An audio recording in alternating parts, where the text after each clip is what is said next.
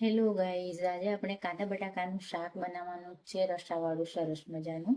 તો સૌ પ્રથમ મેં પહેલા તેલ નાખી દીધું છે.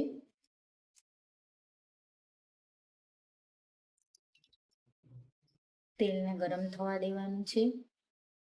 રાઈ નાખી દઈશું.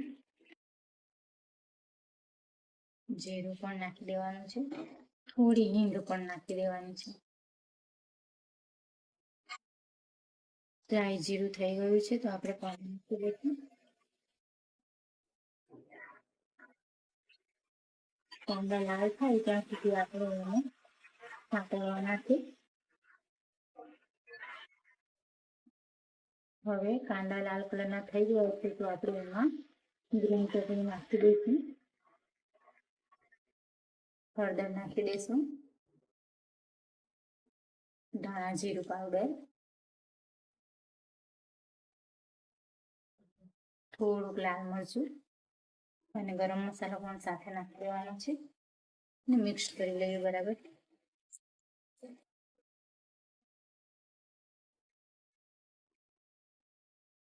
હવે બટાકા નાખી દઈશું અને મિક્સ કરી લેવાનું છે.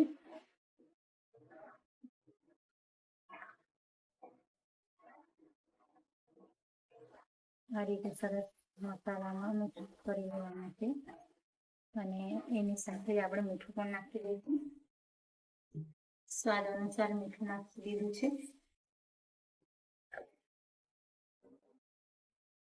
મિક્સ કરી લઈશું.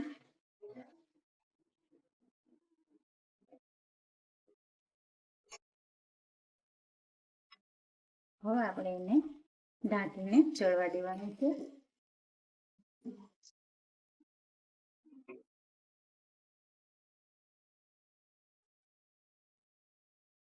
આ રીતે વચ્ચે વચ્ચે આપણે કાંદા બટાકાને જોતા રહેવાનું છે જેથી કરીને કાંદા બેસી ના જાય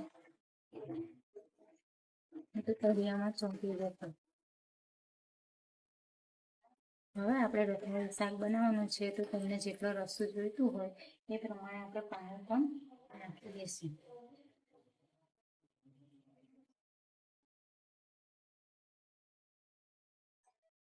મિક્સ કરી લઈશું.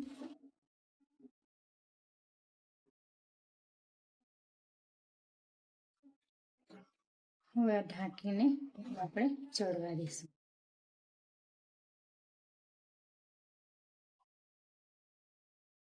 હવે આપણે સ્વાદ વધારવા માટે થોડી કસૂરી મેથી નાખીશું.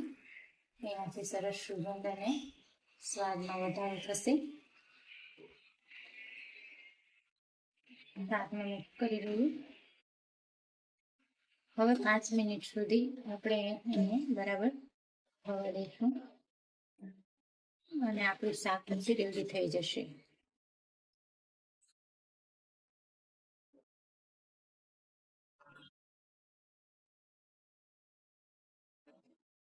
પાંચ મિનિટ થઈ ગઈ છે અને હવે આપણે ગેસને બંધ કરીને ઉપર દાણા નાખીને શાકને સજાવી દઈશું. સરસ મજાનું કાંદા બટાકાનું શાક રેડી થઈ ગયું છે. તમે રોટલી અને ભાત સાથે ખાઈ શકો છો. અને ગાઈઝ, મારો વિડીયો તમને ગમે હોય તો લાઈક કરજો, શેર કરજો અને સબસ્ક્રાઈબ કરવાનું ભૂલતા નહીં. Tata, bye bye.